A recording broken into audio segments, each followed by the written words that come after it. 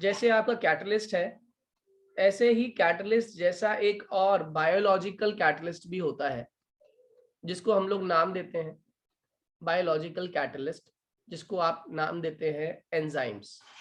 ठीक है, तो एंजाइम्स की इंपॉर्टेंस समझ लो।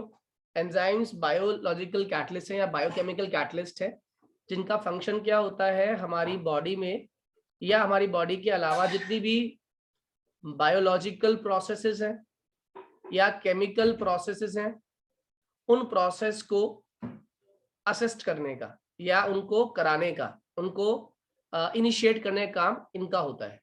जैसे आप जानते हैं कि एक पर्टिकुलर एंजाइम, जैसे हमारे स्लाइवा के अंदर स्लाइवरी अमाइलेज है ना, ये सारे एंजाइम क्या करते हैं, ये एंजाइम हमारे खाना जब खाते हैं हम, तो खाने में कार्बोहाइड्रेट है बेसिकली, उसे कन्वर्ट करते हैं शुगर में, और शुगर को तोड़ देते हैं किसके अंदर, पायरूविक एसिड में।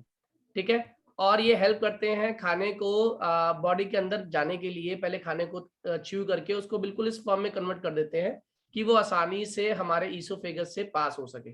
तो यानी कि माउथ के अंदर भी एक स्पेसिफिक एंजाइम है, ऐसे स्टमक के अंदर एक स्पेसिफिक एंजाइम है, स्मॉल इंटेस्टाइन में एक एंजाइम है, और लार्ज इंटेस्टाइन में एक एंजाइम है। तो हर जगह बॉडी पार्ट में अलग अलग एंजाइम मौजूद है, जिनकी अपनी एक बायोलॉजिकल एक्टिविटी होती है। और जब कभी भी इंसान बीमार पड़ता है, जैसे आपने कभी नोटिस किया हो कोई आदमी बीमार हो गया, तो हमें पता कैसे चला कि आदमी बीमार है वो कहता है डॉक्टर को जाके मेरे पेट में दर्द है। ये पेट में दर्द यहाँ पे क्या रिप्रेजेंट कर रहा है, पेट में दर्द यहाँ पे रिप्रेजेंट कर रहा है कि उसके पर्टिकुलर स्टमक के जो एंजाइम्स थे वो अब ठीक से काम नहीं कर रहे हैं। अब डॉक्टर क्या देगा, उसको दवाई देगा। हम जानते हैं दवाई का मतलब क्या, उसे वो एक टैबलेट दे देगा या कोई कैप्सूल दे देगा। अब कैप्सूल को कैसे पता कि उसके पेट में दर्द है, एक्चुअली कैप्सूल के अंदर जो केमिकल मैसेजेस है ना, वो हम एक सबस्ट्रेट के हेल्प से भेजते हैं। अब ये सबस्ट्रेट क्या होता है, ध्यान दीजिएगा, सभी इंपॉर्टेंट चीज है। एक्चुअली एंजाइम्स काम करते हैं बाय द मैकेनिज्म ऑफ की एंड लॉक अरेंजमेंट। क्या बोलते हैं इसको, की एंड लॉक अरेंजमेंट। अब ये क्या है की एंड लॉक अरेंजमेंट, ध्यान समझिएगा। एंजाइम्स जो होते हैं ये एक स्पेसिफिक साइट प्रोवाइड करते हैं आने वाले सबस्ट्रेट को, इसको बोलते हैं एक्टिव साइट। क्या बोलते हैं इसको, एक्टिव साइट। अब मान लीजिए मैंने एक दवाई खाई, और दवाई के अंदर जो केमिकल मैसेज है वो सबस्ट्रेट की हेल्प से वो केमिकल मैसेज आगे जाने वाला है बॉडी के अंदर। केमिकल मैसेज सबस्ट्रेट की हेल्प से आगे जाने वाला है, और वो सबस्ट्रेट की शेप क्या होनी चाहिए, अगर वो पेट के लिए दवाई लेके जा रहा है तो उसकी शेप ये होनी चाहिए। क्या मेरी बात समझ आ रही है आप लोग को?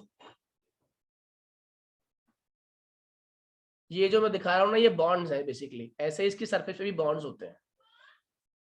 ठीक, अब ये सबस्ट्रेट आएगा और ये हर एक जगह पे बॉडी के हर एक पार्ट में ट्राई कर रहा होगा। मान लो जो आपका ये स्मॉल इंटेस्टाइन के एंजाइम्स हैं, एक्टिव साइट्स हैं।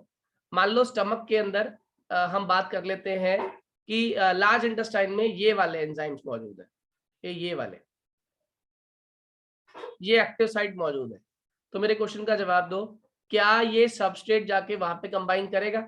आंसर है नहीं, वहां कंबाइन नहीं करेगा। क्यों? क्योंकि जो जैसे हर एक लॉक की एक पर्टिकुलर की होती है, ऐसे ही एक पर्टिकुलर एंजाइम जो है वो एक पर्टिकुलर सबस्ट्रेट के साथ ही कंबाइन करता है, और कंबाइन करने के बाद केमिकल मैसेजेस को पास करने के लिए अलाउ कर देता है। तो यहाँ पे क्या हुआ, ये वाला एंजाइम यहाँ पर आया, इस एंजाइम पे सबस्ट्रेट आया, और सबस्ट्रेट ने इसके साथ कंबाइन किया, और कंबाइन करने के बाद अपना जो ये केमिकल मैसेज लेके आया था, मतलब केमिकल प्रॉपर्टीज लेकर आया था, ये केमिकल प्रॉपर्टीज इसने इस एक्टिव साइट को प्रोवाइड कर दी। अब क्या हुआ, जो एक्टिव साइट थी उसकी ये वाली साइट्स बेसिकली, ये जो बॉन्ड्स थे इनकी क्या कहते हैं स्टेबिलिटी या इनकी फंक्शनैलिटी खराब हो गई हुई थी। लेकिन जैसे ही ये एक्टिव साइट के ऊपर ये सबस्ट्रेट आकर अपने केमिकल मैसेज रिलीज करता है, तो ये एक्टिव साइट दोबारा से काम करना शुरू कर देती हैं। इट मींस ऐसे एक मशीनरी जिसके ऊपर ये इंजीनियर आया, ये एक इंजीनियर था, ये आया, इसने विजिट किया, और इस मशीन के जितने भी पार्ट्स काम नहीं कर रहे थे उन सभी पार्ट्स को काम करने लायक कर दिया। और काम करने के बाद now this enzyme has to go back, इस इंजीनियर को वापस जाना भी है। इसीलिए ध्यान रखना कि जो भी एंजाइम आता है, जो भी सबस्ट्रेट आता है, वो एंजाइम के साथ उसकी एक्टिव साइट पर बॉन्ड फॉर्म करता है, बॉन्ड फॉर्म करने के बाद केमिकल मैसेज रिलीज करता है, और केमिकल मैसेज रिलीज करने के बाद वहां से वो चला जाता है परमानेंटली, और वापस एक्टिव साइट दोबारा से काम करना शुरू कर देती है। क्या मेरी बात समझ आ गई आप लोगों को? यस सर इस बार कैटलिस्ट सिलेबस में है क्या? ये मैं खाली समझा रहा हूँ, कंपटीशन में आएगा इसलिए बोल रहा हूँ, ठीक है? Okay sir. अब यहाँ से समझाने के लिए, क्योंकि दो दो लाइन की चीजें हैं इसलिए बता रहा हूँ, अगर कोई बड़ा टॉपिक होता फिर मैं नहीं कराता।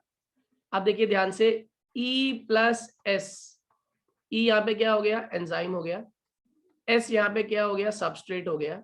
ये आपस में कंबाइन करते हैं और क्या फॉर्म कर लेते हैं? ES स्टार मतलब एक इंटरमीडिएट फॉर्म कर लेते हैं, और ये ES स्टार अल्टीमेटली डिकम्पोज होता है and result into formation of product. याद रहेगा?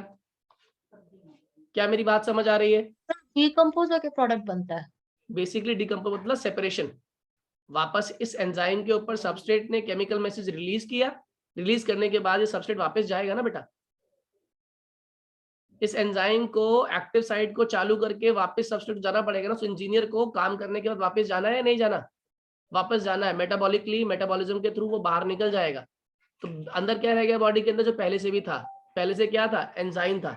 बस क्या हुआ था? एंजाइम की फंक्शनैलिटी नहीं हो रही थी, फंक्शनली ठीक से काम नहीं कर रहा था। अब एंजाइम फंक्शनली ठीक काम कर रहा है। क्या मेरी बात समझ आ गई? Yes sir. Clear to all? Please raise your hand जितने लोगों को समझ आ गया। जल्दी से हाथ खड़ा करें ताकि फिर मैं आगे कंटिन्यू करूं। जल्दी, quickly raise your hand. Dhruv, doubt है बेटा? ध्रुव, पलक, प्रद्युमन, तिशा? सर एक बार और बता दीजिए। चलो फिर से बताता हूं मैं एक बार, ध्यान सुनो। हमारी बॉडी के डिफरेंट ऑर्गन्स में डिफरेंट एंजाइम्स हैं। एंजाइम्स समझ लो बायोलॉजिकल कैटलिस्ट हैं, बायोकेमिकल कैटलिस्ट हैं, जो अपनी एक स्पेसिफिक बायोलॉजिकल एक्टिविटी करते हैं या प्रोसेस करते हैं। अब इसका क्या मतलब है? एक स्पेसिफिक काम करते हैं, जैसे स्टमक के अंदर स्मॉल इंटेस्टाइन में जो एंजाइम्स हैं उनका अपना एक फंक्शन है, जो माउथ के अंदर एंजाइम्स हैं उनका अपना एक फंक्शन है। तो यानी हर एक का अपना अपना एक प्रॉपर फंक्शन मौजूद है। तो अब होता क्या है कि कोई आदमी बीमार पड़ गया, तो बीमार होने का मतलब क्या हुआ कि उस पर्टिकुलर ऑर्गेनिज्म के, उस पर्टिकुलर पार्ट के, ऑर्गेनिज्म के पर्टिकुलर पार्ट के जो एंजाइम्स थे उन्होंने काम करना बंद कर दिया है। अगर काम करना बंद कर दिया है तो उसको दोबारा से वर्किंग कंडीशन में लाना पड़ेगा। और वर्किंग कंडीशन में कैसे लाएं उसको? उसके लिए हमें दवा खानी पड़ती है।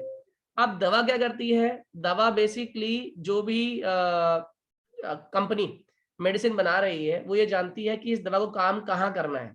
तो वो जानती है कि इसको स्टमक में काम करना है, तो वो जानती है स्टमक में जो एंजाइम प्रेजेंट है उसकी एक्टिव साइट की शेप क्या होती है, वो जानते हैं। तो वो क्या करते हैं, जो दवाई बनाते हैं उसमें सबस्ट्रेट की शेप ऐसी होती है कि वो जाके उस एक्टिव साइट पर ही ट्रैप हो। जैसे आप लोग वो खेलते हो ना लीगो, वो जो क्या कहते हैं जॉइनिंग पजल्स होती है। Blocks sir. हाँ ब्लॉक्स, करेक्ट। तो ब्लॉक्स वाला कंसेप्ट है यहाँ पर। यहाँ पर सबस्ट्रेट वो वाला ब्लॉक है जो जाके एक्टिव साइट, ये वाली एक्टिव साइट है, और ये वाला आपका सबस्ट्रेट है। तो सबस्ट्रेट बेसिकली वो दवाई है, वो केमिकल मैसेज है जो ये अपने साथ कैरी कर रहा है। और जो ये एक्टिव साइट है ये वो बीमार आदमी है जिसके ऊपर जाके केमिकल मैसेज को रिलीज करना है। तो अब ये सबस्ट्रेट आया, एक्टिव साइट पे जुड़ा, और एक्टिव साइट पे जुड़ने के बाद उसने अपना केमिकल मैसेज रिलीज कर दिया। जैसे ही केमिकल मैसेज रिलीज हुआ, ये जो साइट्स काम नहीं कर रही थी अब वो प्रॉपरली काम करना शुरू कर गई। इस पर्टिकुलर सबसेट काम कंप्लीट हो गया। काम कंप्लीट होगा तो अब ये अपनी जगह से डिपार्ट कर जाएगा। इस तरीके से एक्टिव साइट दोबारा से काम करना शुरू कर देगी। क्या मेरी बात समझ आ गई प्रद्युमन? अब क्लियर है प्रद्युमन, हाँ या ना? Yes sir. ठीक है, आप सुनिएगा नेक्स्ट। तो ये था हमारा की एंड लॉक अरेंजमेंट। इसके बाद आता है हमारा कोलॉइड्स के बारे में स्पेसिफिकली हम बात करेंगे, क्लासिफिकेशन ऑफ कोलॉइड्स की बात करेंगे। तो क्लासिफिकेशन ऑफ कोलॉइड्स में जो हम पहली कैटेगरी पढ़ने वाले हैं कि किस तरीके से इंटरैक्शन बिटवीन कोलॉइड्स के अंदर, हम पहला कैटेगरी जो पढ़ने वाले हैं वो है interaction between DP and DM. What is DP and what is DM बताया था मैंने। देखिए पहले चीज समझ लीजिए, एक ट्रू सॉल्यूशन होता है, एक कोलॉइड्स होते हैं, और एक सस्पेंशन होता है। पता है या नहीं? जल्दी यस बोलो। सर। ट्रू सॉल्यूशन के पार्टिकल का साइज लेस देन कितना होता है? 1 नैनोमीटर। Very good. सस्पेंशन के पार्टिकल का साइज मोर देन 100 नैनोमीटर। और कोलाइड जो होता है इसके पार्टिकल का साइज जो होता है वो ग्रेटर देन तो 1 नैनोमीटर है, मगर वो लेस देन किसके है? 100 नैनोमीटर। क्या मेरी बात समझ आ रही है? यानी ये कोलाइड जो होते हैं इसके पार्टिकल रेंज में लाई करते हैं, और वो रेंज क्या है? 1 नैनोमीटर से बड़ा होते हैं ये, और 100 नैनोमीटर से छोटे होते हैं। क्या मेरी बात समझ आ रही है सही बच्चों को? Am I clear to all? Yes sir. अब आगे समझिएगा जरा। हम यहाँ पर जो डील करने वाले हैं वो कोलॉइड से डील करने वाले हैं, और यहाँ पे आपकी सहूलियत के लिए हम जो वर्ड यूज करते थे सॉल्यूशन, जहाँ पे दो चीजें आप इस्तेमाल करते थे डीपी और डीएम, हम डीपी और जहाँ पे सॉल्यूशन में इस्तेमाल करते थे आप वर्ड सॉल्यूट एंड सॉल्वेंट।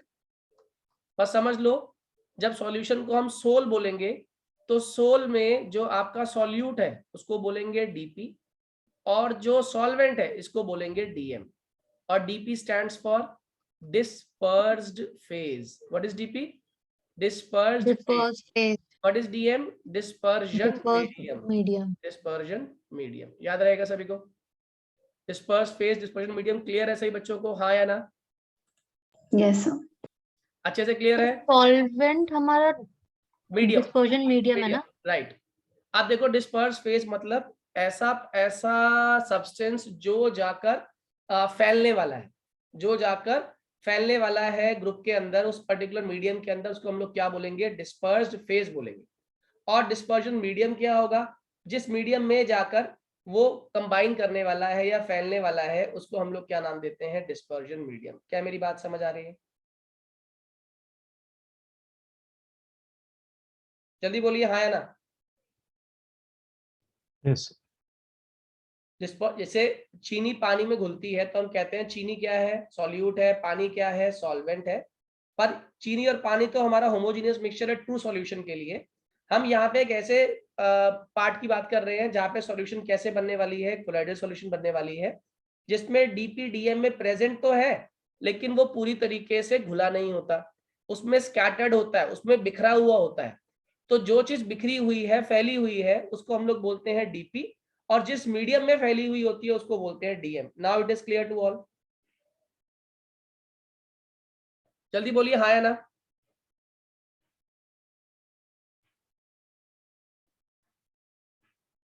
जल्दी बोलो बच्चों, am I clear to all? Yes sir. ठीक है, अगर ये बात समझ आ गई तो उसके आगे की बात समझना। इसी को अब हम स्टडी करेंगे प्रॉपर तरीके से इंटरेक्शन के बेसिस पे।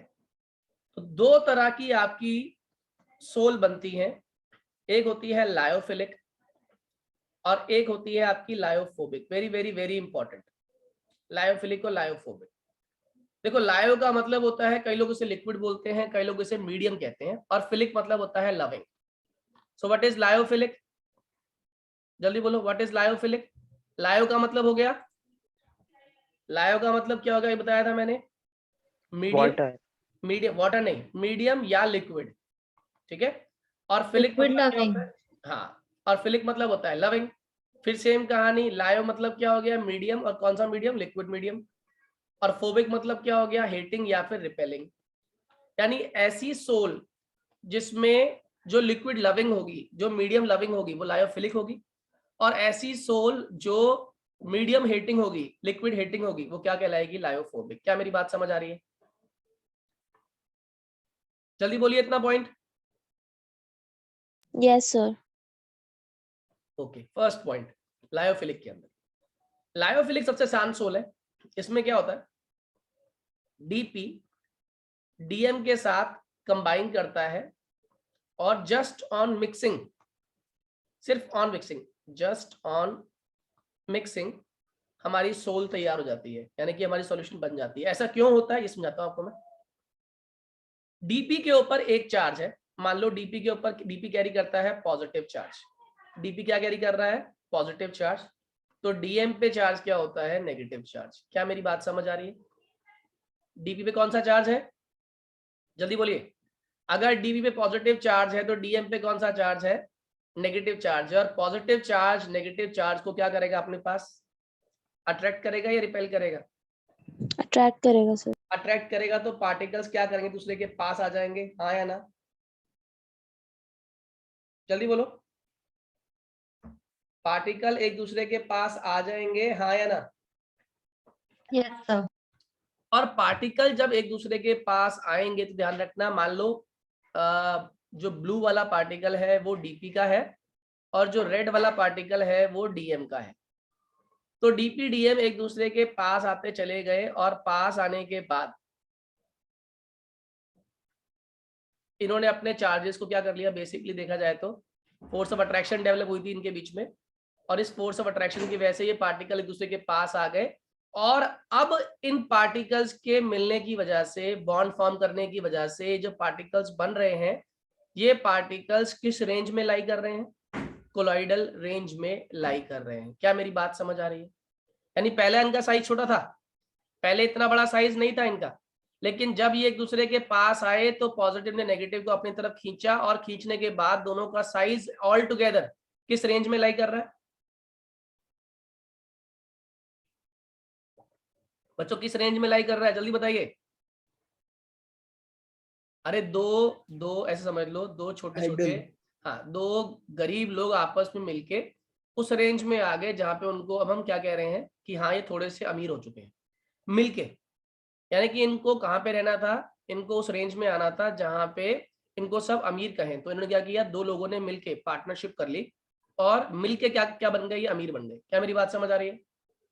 यहाँ पे देखा जाए तो हम क्या कहेंगे केमिस्ट्री की भाषा में कि डीपी और डीएम के बीच में कौन सी फोर्स डोमिनेंट है? इस बार फोर्स ऑफ अट्रैक्शन डोमिनेंट है, और फोर्स ऑफ अट्रैक्शन डोमिनेंट होने की वजह से, यानी कि डीपी और डीएम एक दूसरे की तरफ अट्रैक्ट कर रहे हैं, और अट्रैक्ट होने की वजह से एक सोल बनती है जो कि स्टेबल है। क्या मेरी बात समझ आ रही है?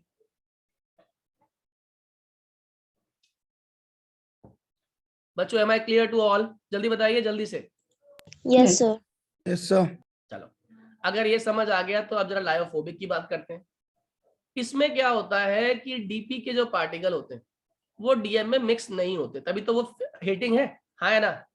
हीटिंग मतलब वो आपस में मिक्स नहीं हो रहे। अब ये मिक्स क्यों नहीं हो रहे, कारण क्या है इसके कारण होने का? फिर भी अगर मिक्स नहीं हो रहे तो फिर ये सोल बनी क्यों? ये सोल इसलिए बनी कि जो डीपी के पार्टिकल आपने डीएम में ऐड किए हैं, वो डीपी के पार्टिकल आपस में ही लड़ते मरते रहते हैं, उनके अंदर आपस में ही लड़ाइयां होती रहती हैं। और लड़ाइयां आपस में क्यों होंगी बताओ जरा एक बार सोच के, बिना मेरे बताए हुए आप ट्राई करो कि ये पार्टिकल आपस में क्यों लड़ते होंगे। की वजह से। Very good. इन पे क्या होगा, डीपी के ऊपर सेम चार्ज है, और सेम चार्ज साथ साथ बड़े भी हैं, इनका साइज भी बड़ा है। तो ये क्या करते हैं, एक दूसरे को आपस में क्या करते हैं, रिपेल करते हैं। क्या मेरी बात समझ आ रही है?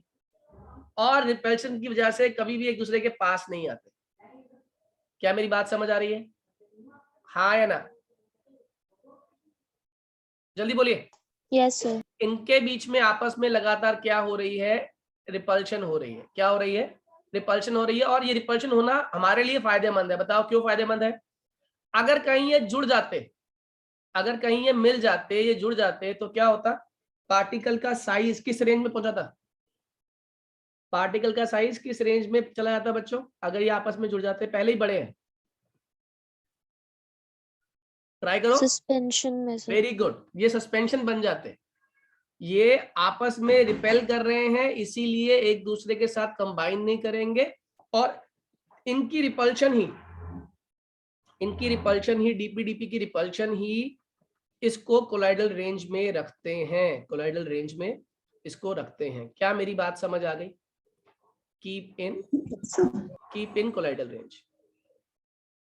M I clear to all बच्चों? प्लीज रेज योर हैंड जितने लोगों को ये पॉइंट दोनों क्लियर होगा, क्योंकि इसके अगले दोनों पॉइंट्स इसी पर डिपेंडेंट है। Please raise your hand quickly. DP और डीएम वाला कंसेप्ट समझ आ गया सभी को? सूर्यांश, तिशा, पलक, पलक एंड तिशा क्लियर है बेटे? अनंत, चलिए आगे समझिए। इसके बाद आता है क्वेश्चन बहुत सिंपल, सेकंड पॉइंट की फॉर्म में। अगर हम कहें तो हमने कहा कि ये क्वाइट स्टेबल है, और ये कैसा हुआ, क्वाइट अनस्टेबल हो गया। तीसरी बात, ये सेकंड पॉइंट कर देते हैं इसको। थर्ड बात, अगर मैं इस सॉल्यूशन में से डीपी को सेपरेट कर दूं, डीपी को सेपरेट कर दूं डीएम से, डीपी को सेपरेट कर दिया, किस तरीके से, डीएम से अलग कर दिया, और again and again after separation we have added DP into DM, बताओ रेडिली एक्सेप्ट करेगा नहीं करेगा? डीपी का डीएम में आना रेडिली एक्सेप्ट करेगा, हाँ या ना? कर लेगा हाँ, सर। कर लेगा। इट मींस ये जो प्रोसेस है ये रिवर्सिबल है या इरिवर्सिबल है? रिवर्सिबल। बहुत बढ़िया, ये प्रोसेस कैसी हो गई हमारी? रिवर्सिबल। क्या मेरी बात समझ आ गई? हाँ या ना? ये वाली बात करें, इसके अंदर ये प्रोसेस कैसी होती है? इरिवर्सिबल। कि आने वाला, पहली बात तो आपको डीपी को डीएम ने अलाउ किया ही नहीं था अपने अंदर आना, वो अंदर आने के बाद अपनी मर्जी से लड़ रहे हैं आपस में, कोलाइडल रेंज में रह रहे हैं। लेकिन अगर आपने इस बार डीपी को डीएम से सेपरेट कर दिया तो डीपी का डीएम में ऐड होना आसान नहीं है। क्यों? एक कारण और भी है इसमें, वो कारण चौथा पॉइंट क्लियर करेगा आपको। चौथा पॉइंट है डीपी और डीएम के अंदर जो है बॉन्ड्स लग रहे हैं, ये यहाँ पे तो आसानी से काम हो रहा है ना, डीपी और डीएम जल्दी से फॉर्म कर रहा है, बॉन्ड फॉर्म कर रहा है। इसका मतलब इसकी जो इंटरैक्शन है वो वेंडरवॉल इंटरैक्शन है, वेंडरवॉल इंटरैक्शन है। लेकिन जो यहां पर बॉन्ड बनेगा, यहां पर अगर बॉन्ड बनेगा तो वो बॉन्ड कैसा होगा? स्ट्रॉन्ग केमिकल मेथड्स से, केमिकल मेथड्स यूज करके हम डीपी को डीएम में ऐड करते हैं, क्योंकि डीपी को डीएम में ऐड करना भी मुश्किल है हमारे लिए। यहाँ पे तो फिजिकल मेथड से ही आपने सिंपली क्या किया था, सिंपली आपने डीपी को डीएम में डाला, शेक किया, तो क्या बन गई? आपकी लायोफिलिक सोल बन गई। जबकि लायोफोबिक कैसे बनेगी? सिंपल तरीके से तो बनेगी नहीं, इसे बनाने के लिए क्या करना पड़ेगा? केमिकल मेथड्स लगाने पड़ेंगे, तब जाके आपका डीपी डीएम में मिक्स होगा। और मिक्स इन द सेंस मतलब प्रेजेंट होगा, आपस में चाहे लड़ते रहे, कोलाइडल रेंज में रहेगा। तो इट मींस ये प्रोसेस सिंपल तरीके से नहीं होगी, it requires specific chemical methods to form lyophobic sol. जबकि इस केस में क्या है कि इस केस में पार्टिकल जो है, पार्टिकल्स जो प्रेजेंट है, वो पार्टिकल सारे के सारे वो आसानी से डीपी को डीएम में डालते ही अट्रैक्ट हो जाएंगे, कंबाइन कर जाएंगे। और ये सिर्फ हमें कोई काम करने की जरूरत नहीं है, इसमें अट्रैक्शन ही यहाँ पे डोमिनेंट होती है। इसीलिए बिना किसी एक्स्ट्रा वर्क किए ये प्रोसेस जल्दी हो जाएगी, इसीलिए ये फिजिकल मेथड से हो जाता है। जबकि लायोफोबिक सोल जो होती है उसे करने के लिए स्ट्रॉन्ग केमिकल मेथड्स की जरूरत होती है। क्या मेरी बात समझ आ रही है? जल्दी बोलो हाँ या ना। हाँ सर। अगला क्वेश्चन भी आपको आना चाहिए, अगला जो इसका पार्ट है बेसिकली टिंडल इफेक्ट दोनों शो करेंगे। व्हाट इज टिंडल इफेक्ट बच्चों?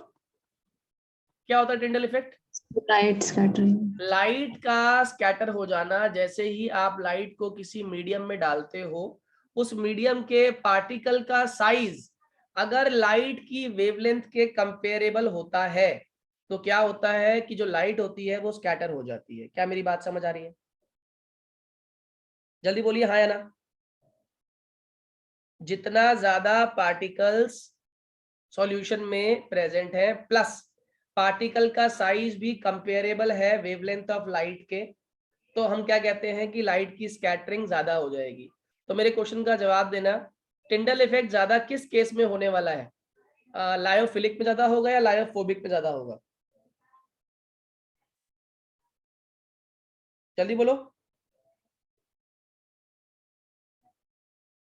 किसके पार्टिकल्स? मैंने पूछा टिंडल इफेक्ट दोनों में होगा, लेकिन ज्यादा टिंडल इफेक्ट किसमें आपको विजिबल होने वाला है और क्यों होने वाला? सर सेकंड वाले में, राइट वाले में। सेकंड वाले केस में। क्यों, ऐसा क्यों कहा आपने? तो क्योंकि वो पार्टिकल्स अलग अलग हो गए ना, तो लाइक ज्यादा पार्टिकल्स अलग अलग हैं, और वो अलग अलग थे इसलिए क्योंकि उनमें रिपल्शन थी और उनका साइज स्लाइटली क्या था? बड़ा था in comparison to that of lyophilic sol. हाँ या ना? तो लायोफोबिक में साइज बड़ा होने की वजह से इनके द्वारा की गया टिंडल इफेक्ट ज्यादा होगा। Am I clear to all? जल्दी बोलो। Yes sir. अब देखें तो अब रिपल्शन की बात कर रहे हैं, तो यहाँ पे रिपल्शन डोमिनेंट थी और इस केस में अट्रैक्शन डोमिनेंट थी।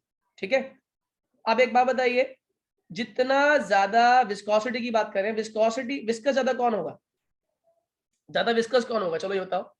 विस्कोसिटी कैसे निकालते हो आप? कितने ज्यादा पार्टिकल्स प्रेजेंट हैं लिक्विड के अंदर और यूनिफॉर्मली प्रेजेंट है। आप मुझे बताओ किस केस में यूनिफॉर्मिटी ज्यादा है, लायोफिलिक में या लायोफोबिक में? लायोफोबिक में। अरे फोबिक में यूनिफॉर्मिटी ज्यादा है, फिलिक में सर, फिलिक में। फिलिक में विस्कोसिटी इसके अंदर ज्यादा होगी, viscosity is more in this. Reason being यहाँ पे पार्टिकल जो है वो आपस में कोलाइड होते जा रहे हैं, लगातार इकट्ठे होते जा रहे हैं, पॉजिटिव नेगेटिव को अट्रैक्ट कर रहा है, तो सभी पार्टिकल्स ने दूसरे पार्टिकल की प्रेजेंस में, और दूसरा कौन है यहाँ पे? डीएम। डीपी ने डीएम के साथ अट्रैक्शन डेवलप कर ली है, यानी कोई भी जगह खाली नहीं छोड़ी है, तो इट मींस इसकी विस्कोसिटी ज्यादा होगी और इसकी विस्कोसिटी क्या होगी? It is same as that of medium, ऐसे बोलेंगे, और इसकी viscosity is more than that of medium. याद रहेगा? Am I clear to all? Yes sir. ठीक है। सो लायोफिलिक और लायोफोबिक 3 नंबर के लिए क्वेश्चन आता है आपका एग्जाम में, जिसमें आपने ये पॉइंट्स लिखने हैं। पहला पॉइंट सबको समझ आ गया कि इसके बीच में कौन सी फोर्स डेवलप हो रही है, अट्रैक्शन उसमें क्या लग रही है, रिपल्शन आसानी से नहीं बनता। लायोफोबिक लायोफिलिक बन जाता है आसानी से। कैसे? डीपी को डीएम में ऐड करो और शेक करो, हमारा लायोफिलिक सोल तैयार।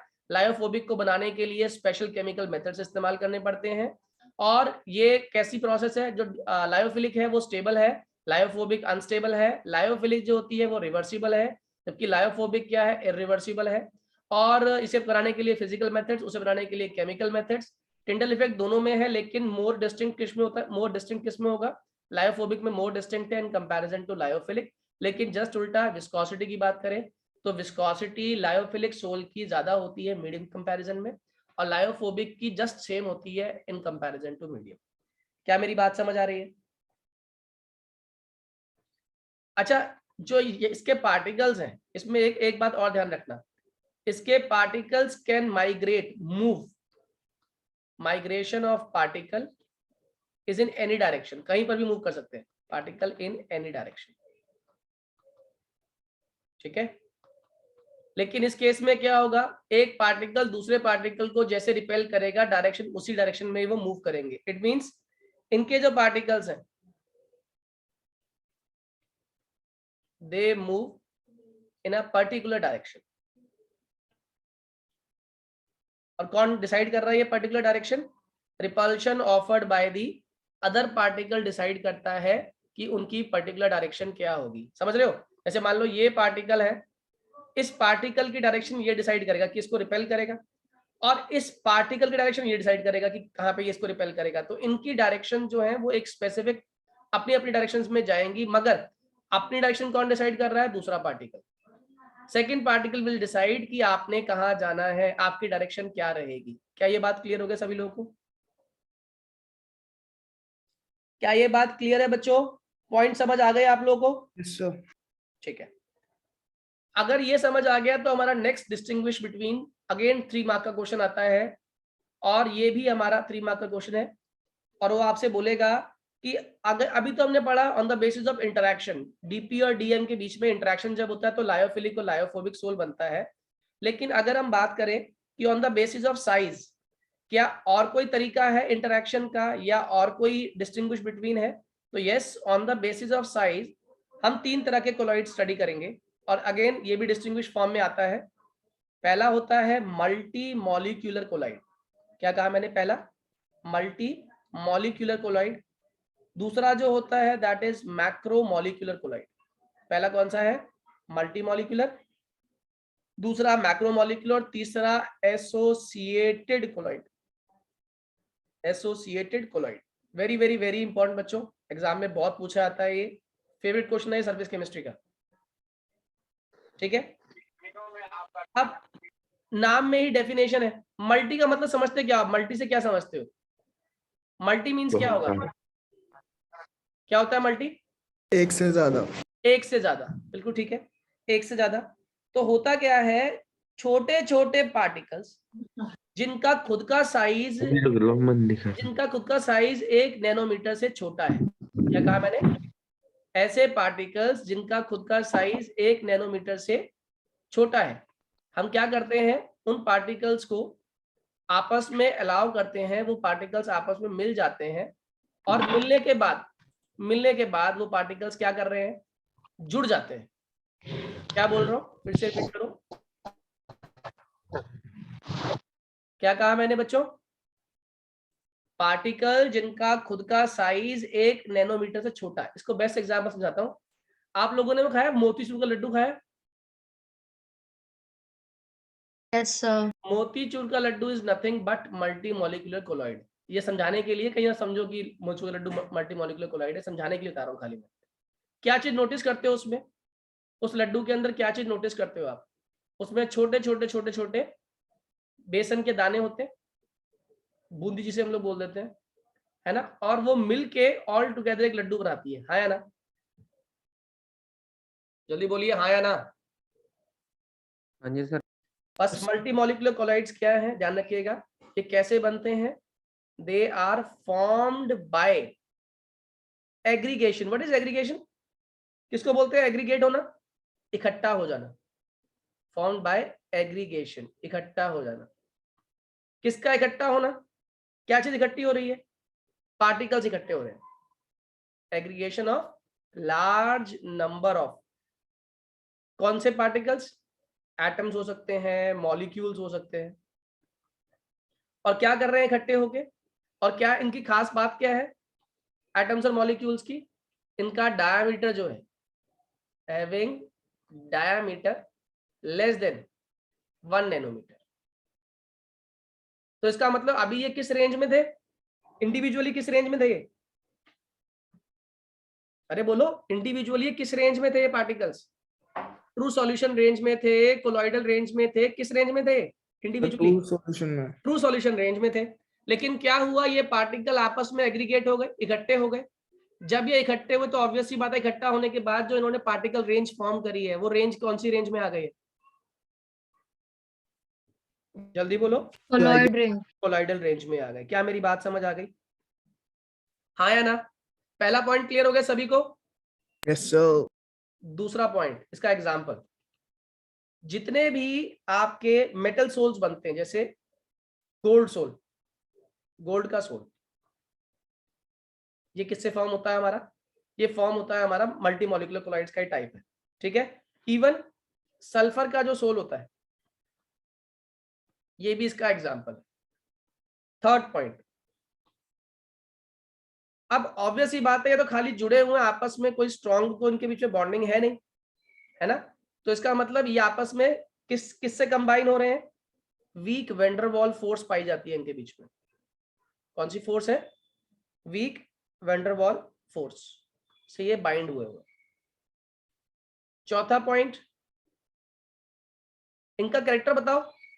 ये आपस में जुड़े हैं तो ऑब्वियस ही बात है, इन्होंने एक दूसरे से कंबाइन किया है, तो इनके बीच में नेचर कैसा हुआ?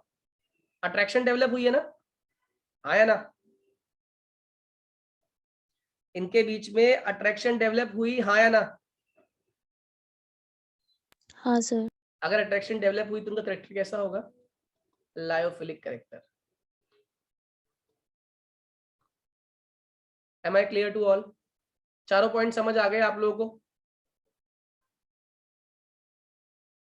पहला पॉइंट समझ आ गया सभी को? पहला पॉइंट क्या था?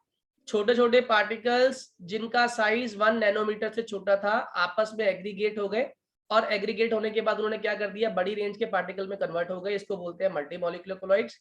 इसका एग्जांपल दे दिया आपने, गोल्ड सोल, सल्फर सोल इसका एग्जांपल है। दूसरा आपने कौन सा एग्जांपल दे दिया है इसके अंदर, कि इसकी जो फोर्स लग रही है वो फोर्स कौन सी है? वीक वेंडरवॉल फोर्स लग रही है। कौन सी फोर्स है? Weak van der Waals force. और वीक वेंडरवॉल फोर्स के साथ साथ इसमें ध्यान रखना है हमें कि इसकी जो नेचर है वो कैसी नेचर है? इसकी नेचर फॉर्म हो रही है, that is more like lyophilic character show कर रहा है। Clear to all? जल्दी बताइए। Khushi, Aishwarya, Dhruv, Krish, Ishita, Aryan, Nishchal, Yes sir. Pradyuman clear है? Riddhi, Rishabh, Tisha, Yes sir. Sir Anant समझ आ गया? Yes sir. ठीक है। अब इसके जस्ट नेक्स्ट जो टॉपिक है दैट इज मैक्रो। मैक्रो मतलब होता क्या है? बड़ा। मैक्रो इज ऑलवेज ह्यूज, ठीक है। तो अगर मैं मैक्रो की बात कर रहा हूं तो ऑब्वियस ही बात है, ये जो पार्टिकल ये होते ही नेचर में कैसे हैं?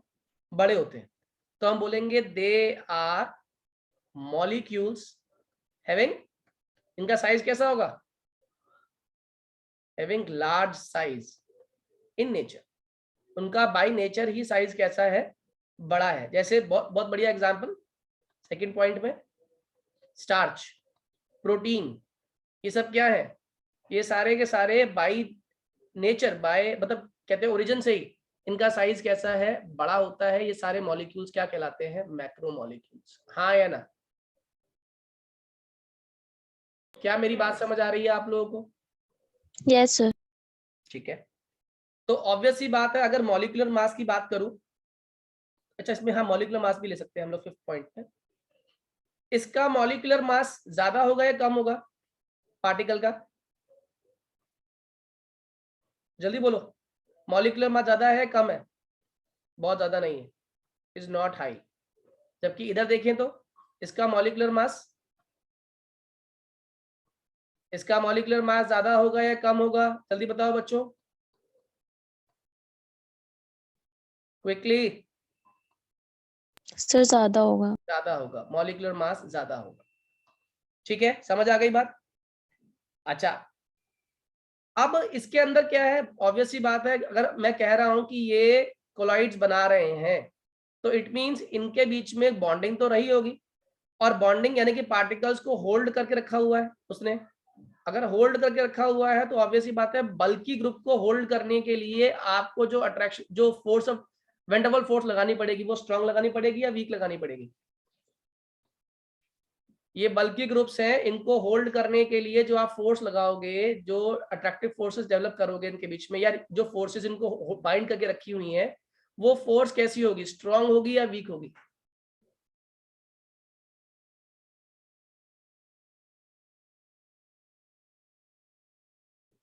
क्विकली बच्चों,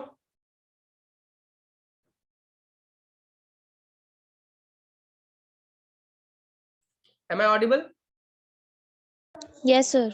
मैंने पूछा इन बड़े बड़े मॉलिक्यूल्स को आपस में या सॉल्यूशन के अंदर होल्ड करने के लिए जो फोर्स लगानी पड़ेगी, वो फोर्स वीक होगी या स्ट्रांग होगी? सर स्ट्रॉन्ग चाहिए होगी। ऑब्वियस सी बात है, अगर आप वो स्ट्रांग फोर्स नहीं लगाओगे तो ये जो जो पार्टिकल्स हैं ये स्कैटर्ड हो जाएंगे, और कभी भी एक दूसरे के रिस्पेक्ट में ये उस पर्टिकुलर रेंज को कंसीडर कर नहीं पाएंगे या उस रेंज में आ ही नहीं पाएंगे। तो इनको होल्ड करने के लिए जो वेंडरवॉल फोर्स लग रही है, वो कंपैरेटिवली टू माइक्रो मॉलिक्यूलर, जिसे हम लोग बोल रहे थे मल्टी मॉलिक्यूलर, उसके कंपैरिजन में ये वेंडरवॉल फोर्स स्ट्रांग होती है, या मॉडरेट भी कह सकते हैं इसको, लेकिन हम इसके रेस्पेक्ट में बात करें तो ये स्ट्रांग होती है। अब ये साइज बड़ा है तो ऑब्वियस ही बात है, इनके बीच में रिपल्शन भी काउंट होगी, और रिपल्शन के बावजूद आपने इसे होल्ड किया हुआ है, तो इनका नेचर अगर हम देखें तो नेचर इसका कैसा है? पहले वाले का तो बिकॉज ऑफ स्मॉल साइज आपस में अट्रैक्शन डेवलप हो गई थी, यहाँ बिकॉज ऑफ बड़ा साइज इनके बीच में रिपल्शन डोमिनेंट रहेगी, इसलिए इनके अंदर हमेशा कहीं ना कहीं लड़ाई वाली प्रवृत्ति रहेगी। इनका नेचर कैसा रहेगा? Lyophobic character. क्या मेरी बात समझ आ रही है सभी लोगों को? लायोफोबिक कैरेक्टर क्लियर हुआ सही बच्चों को, हाँ या ना? Lyophobic character is clear to all? Yes, sir. ठीक है, तो मल्टी मॉलिक्यूलर और मैक्रो में ये डिफरेंस तो समझ आएगा कि मल्टी छोटे छोटे पार्टिकल्स मिलकर बड़ी रेंज में बनाते हैं, और जो मैक्रो होते हैं वो पहले से ही उनका साइज कैसा होता है? बड़ा होता है। मल्टी मॉलिक्यूलर के अंदर पार्टिकल जो होते हैं इनकी टेंडेंसी लायोफिलिक कैरेक्टर को शो करती है, और मैक्रो मॉलिक्यूलर के अंदर इनकी टेंडेंसी जो होती है वो मैक्रो जो लायोफोबिक कैरेक्टर को शो करती है। मल्टी मॉलिक्यूलर में जो बॉन्डिंग है वो स्ट्रांग तो है, लेकिन उसके अंदर इतनी strong van der Waals force of attraction develop नहीं हो पाती।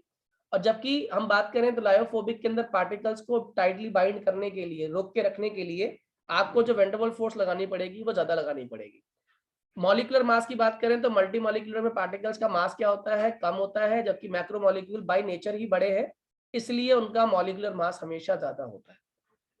अब आते हैं थर्ड वाले, जिसको हम लोग बोलते हैं associated colloids. Very very very important, और सबसे ज्यादा क्वेश्चन आपके इसमें पूछे जाएंगे एसोसिएटेड कोलाइड्स के ऊपर। होते क्या है? उसने कहा ये बनते क्या है, पहले तो ये समझ लो। They are formed by aggregation. What is aggregation? सभी जानते हैं, इकट्ठ होना, है ना? By aggregation of ions. बहुत सारे आयंस आपस में मिल जाते हैं, aggregation of large number of ions in concentrated solution. इसका बेस्ट एग्जांपल देता हूं मैं आपको। आपने क्या किया, आप कपड़े धोते हैं ना घर में, कपड़े धोने के लिए मीडियम तो पानी ही होता है, लेकिन आप क्या करते हैं, कपड़े धोने के लिए मीडियम के अंदर कुछ ऐड करते हो। बताओ क्या ऐड करते हो, जल्दी बताओ क्या ऐड करते हो। पानी के अंदर क्या ऐड करते हैं कि उससे कपड़े धुलते हैं बच्चों? Detergent. Sir detergent. Very good. Detergent क्या करता है, मेन पर्पस ऑफ डिटर्जेंट क्या होता है यहाँ पे? डिटर्जेंट इस पानी के अंदर कॉरस्पॉन्डिंग आयंस में टूट जाता है। आप जानते होंगे सोप का जो मॉलिक्यूल होता है, इसको अब सोप के बारे में बताता हूँ पहले, फिर वापस इस पे आऊंगा। जो सोप का मॉलिक्यूल है उसकी शेप ये होती है, हाँ या ना? सर दो Yes, sir. पार्ट हाइड्रोफिलिक इसका दो पार्ट होता है, RCOONA, हाँ या ना? ये सोप के मॉलिक्यूल Yes, का sir. जनरल फॉर्मूला है। इसको ऐसे तोड़ते हैं, RCO नेगेटिव और Na positive. Na positive ion तो पानी में पहले चला जाता है स्टार्टिंग से ही, तो यानी कि जो सोप का पार्ट होता है उसको हम RCO नेगेटिव से रिप्रेजेंट करते हैं, जहां पे R जो होता है वो होती है एल्काइल चेन, एल्काइल पार्ट। जैसे एग्जांपल के तौर पे सोडियम पामीटेट, फॉर्मूला होता है C15H31 COONA। इसमें जब ये टूटा, आयनाइज हुआ, तो ये Na+ बना, ये CO नेगेटिव बना। तो ऑब्वियस ही बात है, ये वाला पार्ट कौन सा है? R part. ठीक है, ये जो इसको हम लोग क्या बोल देते हैं, हेड और टेल, पता है ना? Head and tail are two things, head और टेल। इसमें से टेल जो होती है वो क्या होती है? लायोफोबिक, लायोफोबिक या फिर हाइड्रोफोबिक। इसका मतलब हाइड्रोफोबिक पार्ट कौन सा होता है? Alkyl part. जो टेल आपको दिखाई दे रही है ये आर पार्ट है। क्या मेरी बात समझ आ रही है? This tail is your hydrophobic part. Clear to all? Yes, sir. और जो आपको हेड दिखाई दे रहा है, ये वाला पार्ट, इसको एरो दिखाता हूं, एरो से। ये जो हेड दिखाई दे रहा है, हेड होता है आपका hydrophilic part. What is this? Hydrophilic part, यानी कि water loving part, water loving. Okay, ये पानी से प्यार करता है। ये कौन सा पार्ट हो गया? COO-, और होना भी चाहिए क्योंकि वाटर पोलर सॉल्वेंट है और इसके पास वैसे ही चार्ज डेवलप हुआ हुआ है। चार्ज की वजह से ये पानी के साथ इंटरेक्शन जल्दी डेवलप कर लेगा। इससे पहले कि वापस जाऊं मैं एसोसिएटेड कोलाइड्स पे, आपको छोटे से एक एक्टिविटी से पूरी बात समझाता हूं। मान लो आपके पास एक कपड़ा है, इस कपड़े पर दाग लगा हुआ है। इस कपड़े पे क्या लगा हुआ है? दाग लगा हुआ है।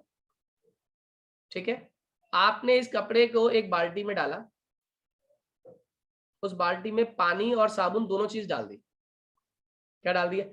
इस बाल्टी के अंदर पानी और साबुन दोनों चीजें हैं इसमें।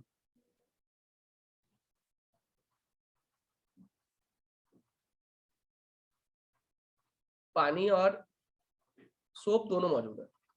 ठीक है, अब जो सोप डला, सोप के बेसिकली बहुत सारे क्या बन गए? आयंस सॉल्यूशन के अंदर प्रेजेंट है। इस तरीके से इन्होंने क्या किया, डर्ट के चारों तरफ इस तरीके से एग्रीगेशन करना शुरू कर दिया। What is aggregation? इकट्ठा होना शुरू कर दिया। और इस तरीके से अपने आप को ओरिएंट कर लेता है। पता है आप लोगों को, सोप मॉलिक्यूल अपने आप को इस तरीके से ओरिएंट करता है। और क्यों करता है, इसके पीछे भी रीजन आप समझ रहे होंगे।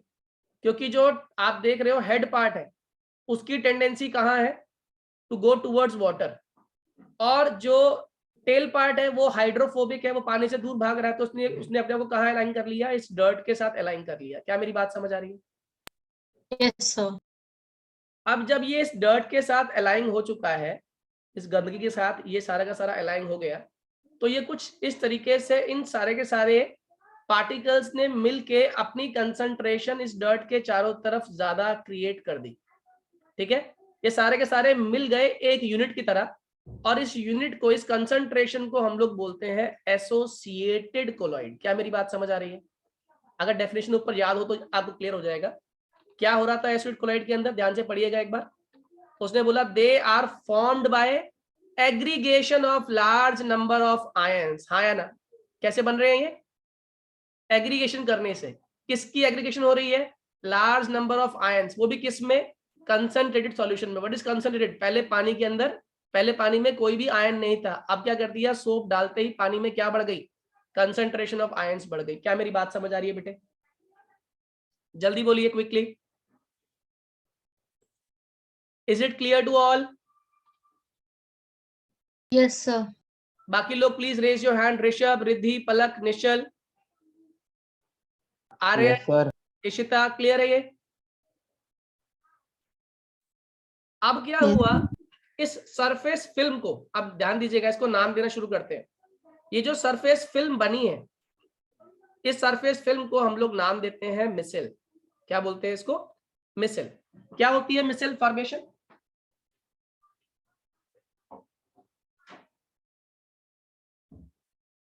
क्या होती है मिसेल फॉर्मेशन? जो एसोसिएटेड फिल्म बनी है इन पर्टिकुलर आयंस की, सोप के पार्टिकल्स की, इसके अराउंड डर्ट के चारों तरफ, इस पर्टिकुलर फिल्म को, इस पर्टिकुलर लेयर को हम लोग क्या नाम देते हैं? मिसेल बोलते हैं। क्या मेरी बात समझ आ गई? Yes, sir. इस जिस पर्टिकुलर कंसंट्रेशन पर मिसेल बनती है उसको हम नाम देते हैं CMC। CMC stands for critical micelle concentration. क्या बोलते हैं इसको? Critical micelle concentration. क्या होती है ये critical micelle concentration? The concentration at which micelle formation takes place is known as critical micelle concentration. जिस पर्टिकुलर टेम्परेचर पर मिसेल फॉर्मेशन होती है उस टेम्परेचर को हम लोग क्या नाम देते हैं? Kraft temperature. क्या नाम देते हैं उसको? Kraft temperature. यानी कि जिस टेम्परेचर पे, temperature at which micelle formation takes place, at which micelle formation takes place, इसको हम लोग क्या बोलते हैं? Kraft temperature. क्या मेरी बात समझ आ रही है? हाँ या ना? बच्चों ये बात क्लियर है सभी को? Yes, sir. हाँ जी और सर। अब क्वेश्चन है कि ये जो गंदगी इस कपड़े पर लगी है साफ कैसे हो? ये गंदगी साफ करने का एक तरीका है और वो वॉशिंग मशीन को आता है। वॉशिंग मशीन अपने आप को एजिटेट करती है। What is agitation? रोटेट करती है, कभी क्लॉकवाइज कभी एंटी क्लॉकवाइज। आप खुद नोटिस कीजिएगा, ये पार्टिकल लेयर जो है ये डर्ट के चारों तरफ जुड़ी हुई है, डर्ट के साथ ही घूम रही है। जैसे ही आपने रोटेशन चेंज करी, थोड़ी फिजिक्स भी लग जाएगी इसके अंदर, ये पार्टिकल एक साथ इन्हें क्या मिल जाएगी? इस पूरी लेयर को एनर्जी मिल जाएगी। हाँ या ना? और ये पार्टिकल एक साथ बाहर निकलने की कोशिश करेंगे। जैसे आप कभी किसी चीज को हटाना चाहते हो तो एक तरीका है, मान लो किसी रॉड के ऊपर कोई गंदगी लगी हुई है, किसी रॉड के ऊपर कोई गंदगी चिपकी हुई है, तो आप क्या करते हो? उस रॉड को रोटेट करना शुरू कर देते हो, कभी क्लॉकवाइज एकदम अचानक एंटी क्लॉकवाइज, क्लॉकवाइज एकदम अचानक एंटी क्लॉकवाइज। तो क्या होता है, जो वो डर्ट है वो मूवमेंट ऑफ इनर्शिया की वजह से अपनी अपनी पोजीशन को मेंटेन नहीं कर पाता और वो एकदम डर्ट बाहर निकल जाता है। हाँ या ना? वो गंदगी बाहर निकल जाती है। क्या मेरी बात समझ आ रही है? क्या मेरी बात समझ पा रहे हो आप लोग? कोरिलेट कर पा रहे हो बच्चों? मेरी बात से कोरिलेट कर पा रहे हो? हाँ या ना? Yes, sir. सेम कहानी यहाँ पे आप क्या लिखोगे? जैसे ही आप इसको मैकेनिकल मोशन देते हो, या हम कहें तो कपड़े को आप एजिटेट कर देते हो, एजिटेशन मतलब रगड़ना, तो रगड़ते ही इन पार्टिकल्स, पूरी लेयर को क्या मिल जाती है? एनर्जी मिल जाती है, मैकेनिकल एनर्जी मिल जाती है। और इस मैकेनिकल एनर्जी के कारण ये सारे के सारे पार्टिकल एक साथ जब बाहर निकलते हैं तो इन्होंने जो सरफेस फिल्म बनाई थी, सरफेस लेयर फॉर्म की थी डर्ट के साथ, डर्ट को लेके ये बाहर निकल जाते हैं और पानी के अंदर गंदगी रह जाती है और कपड़ा आपका साफ हो जाता है। क्या मेरी बात समझ आ रही है? जल्दी बोलिए हाँ या ना? हाँ जी सर। अब इसके जरा पॉइंट्स जोड़ते हैं हम एसोसिएटेड कोलॉइड्स के साथ। तो पहला पॉइंट तो क्लियर आई थिंक सभी को कि ये कैसे बनती है? एग्रीगेशन से बनती है, वो भी किसके एग्रीगेशन से? लार्ज नंबर ऑफ आयंस के, वो भी किसमें? कंसंट्रेटेड सॉल्यूशन में। पहली चीज।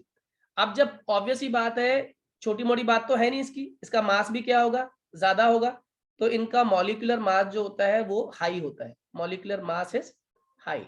ठीक है, मॉलिक्यूलर मास इसका क्या हो गया? हाई हो गया। तीसरी बात, जितनी ज्यादा कंसंट्रेशन होगी उतनी फोर्स स्ट्रांग होगी, तो कंसंट्रेशन हाई तो वेंडरवॉल फोर्स भी हाई, वेंडरवॉल फोर्स भी हाई यानी स्ट्रांग। ठीक है, इसके अंदर दोनों पार्ट पाए गए थे। कौन कौन से दोनों पार्ट थे? लायोफिलिक भी है और लायोफोबिक भी है। It contain both nature, lyophilic and as well as lyophobic nature. क्या मेरी बात समझ आ रही है? Yes sir. Clear to all? Yes sir. ठीक है, तो ये आपका अगेन 3 मार्क का क्वेश्चन आप लोगों ने मल्टी, मैक्रो और एसोसिएटेड कोलॉइड्स की टर्म में पढ़ लिया। अब हमारा शुरू होगा प्रिपरेशन ऑफ कोलॉइडल सॉल्यूशन, और खासकर जो हम पढ़ेंगे ना, इसमें लायोफिलिक की बात नहीं करेंगे, हम बात करेंगे लायोफोबिक सोल्स की।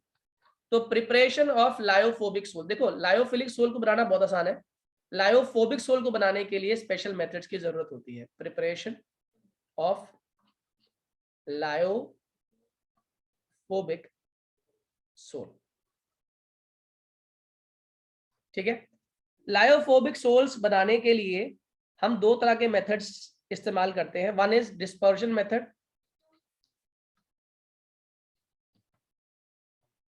और अदर इज कंडेंसेशन मेथड। दूसरा क्या होता है? कंडेंसेशन। पहला कौन सा है? Dispersion method. दूसरा कौन सा है हमारा? कंडेंसेशन मेथड, ठीक है।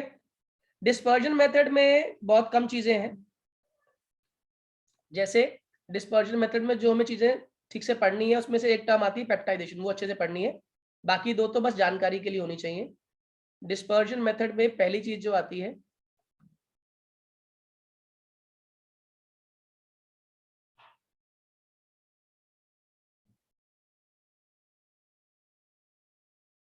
फर्स्ट मेथड जो आता है, इसको बोलते हैं मैकेनिकल डिसइंटीग्रेशन। आप लोगों ने कभी आटा चक्की देखी है? कितने लोगों ने आटा चक्की देखी है आप में से? कितने बच्चों ने आटा चक्की देखी है आप में से? नहीं देखिए। देख नहीं देखी। अच्छा, इंडिया जो हमारी बॉलीवुड की मूवीज होती हैं, जिसमें पुरानी बॉलीवुड की मूवीज में चक्की का सीन दिखाते थे, जेल में चक्की पीस रहे हैं मुजरिम, वो देखी कभी? चक्की ऐसी होती है सर कुछ, दोनों देखिए। बहुत बढ़िया बेटा। चक्की कुछ ऐसा होती है, दो सर्कुलर पत्थर के पीसेस होते हैं, जिसमें से एक पत्थर के पीस को स्टेशनरी करते हैं और दूसरे वाले सर, पत्थर के ऊपर वाले को रोटेट करना होता है। यस हाँ यस देखा यस, है मैंने, किया हुआ भी है। Very good. चक्की पीछे तूने बेटा? हाँ सर, जब मम्मी मतलब लेके गई थी वेलेट साइड तब किया था। अच्छा अच्छा अच्छा। तो मैकेनिकल डिसइंटीग्रेशन यही चीज है। इसमें क्या करते हैं हम लोग, मतलब ये वाली चक्की यूज नहीं करते, हम लोग एक कोलॉइडल मिल यूज करते हैं। क्या यूज करते हैं? कोलॉइडल मिल। जिसमें क्या होता है? कोलॉइडल मिल, इसमें हम दो स्टील डिस्क ले लेते हैं। ये स्टील डिस्क समझ लो, स्टील डिस्क, ठीक है। एक घूमती है क्लॉकवाइज और एक घूमती है जस्ट इसके उल्टा, एंटी क्लॉकवाइज। एक क्लॉकवाइज घुमाओ और एक को कहां घुमाओ? Anti clockwise. और इसके अंदर बड़ी रेंज के पार्टिकल्स डालो। जैसी बड़ी रेंज के पार्टिकल डालोगे, एक घूम रही होगी क्लॉकवाइज, एक घूम रही होगी एंटी क्लॉकवाइज, तो क्या होगा? वो जो पार्टिकल है वो ब्रेक होना शुरू हो जाएंगे। बड़ी रेंज के पार्टिकल किस में टूटना शुरू हो जाएंगे? छोटी रेंज में। कैसे टूटते हैं, क्यों टूटते हैं, ये कंसेप्ट आपको समझाऊंगा नेक्स्ट क्लास में। लेकिन अभी के लिए याद रखना कि कोलॉइडल मिल में जाके मैकेनिकल डिसइंटीग्रेशन करते हैं, जिसकी हेल्प से बड़ी रेंज के पार्टिकल छोटी रेंज के पार्टिकल्स में कन्वर्ट हो जाते हैं। तो ये भी एक मेथड है हमारा, जिससे हम लोग लायोफोबिक सोल को प्रिपेयर करते हैं, मगर ये एक मैकेनिकल मेथड है, डिस्पर्जन मेथड है, ठीक है। एक और इसमें मेथड आता है ब्रेडिग आर्क मेथड।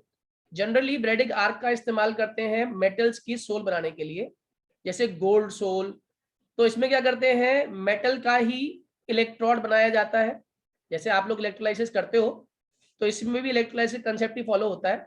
बस फर्क क्या होता है, इसमें एक आर्क बना देते हैं मेटल की, आर्क मतलब गोला इस तरीके से, उसको वाटर बाथ में रखते हैं, ये वाटर बाथ है आपका, और चारों तरफ इसके अंदर आइस के पीसेस रखते हैं, और आइस के पीसेस रखने के साथ साथ इसमें करंट पास करते हैं इलेक्ट्रोड्स की हेल्प से।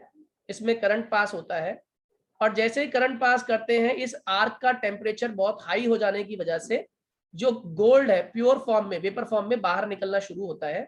जैसे ही वेपर फॉर्म में बाहर निकलता है, बाहर का जो टेम्परेचर है वो बहुत ठंडा होता है। ठंडा होने की वजह से वो जो वेपर्स हैं वो कंडेंस हो जाते हैं और हमें क्या मिल जाता है, प्योर गोल्ड के पार्टिकल्स या प्योर गोल्ड के वेपर्स मिल जाते हैं, जिसको हम लोग कंडेंस करके गोल्ड सोल बना लेते हैं। क्या मेरी बात समझ आ रही है? क्या मेरी बात समझ आई? ब्रेडिंग आर्क में क्या हो रहा है बच्चों? ब्रेडिंग आर्क मेथड क्लियर हुआ? Yes sir. फिर से एक बार रिपीट कर देता हूँ। मैकेनिकल डिसइंटीग्रेशन में क्या हुआ था, बड़ी रेंज के पार्टिकल को छोटी रेंज के पार्टिकल में कन्वर्ट किया। किसकी हेल्प से किया? कोलॉइडल मिल की हेल्प से किया। व्हाट इज कोलॉइडल मिल? इसमें दो स्टील डिस्क होती हैं जो रोटेट करती हैं। इसमें से एक को स्टेशनरी करते हैं, मतलब stationary in the sense opposite direction में घुमाते हैं, और दूसरी को ऑपोजिट डायरेक्शन में। इसमें बड़ी रेंज के पार्टिकल को आप एंटर कराते हो और बड़ी रेंज के particle due to opposite direction rotation अलग अलग पोलैरिटी डेवलप कर लेते हैं। ऊपर के पार्ट की अलग पोलैरिटी, नीचे वाले पार्ट की अलग पोलैरिटी, और लगातार रोटेट करने की वजह से ये बीच में से ब्रेक हो जाते हैं और बड़ी रेंज के पार्टिकल छोटी रेंज के पार्टिकल में टूट जाते हैं। दूसरा है ब्रेडिंग आर्क मेथड। इसमें क्या करते हैं हम लोग, मेटल सोल प्रिपेयर करते हैं, जनरली गोल्ड सोल। इसमें क्या किया जाता है, इलेक्ट्रोड्स लेते हैं मेटल्स के और एक आर्क बनाते हैं, जिस आर्क के अंदर इम्प्योर मेटल रखा जाता है। जैसे गोल्ड का इम्प्योर मेटल आपने रख दिया, और जैसे ही इलेक्ट्रोड्स को उस आर्क से कनेक्ट करते हो, करंट पास होता है। करंट पास करने से टेम्परेचर बढ़ता है।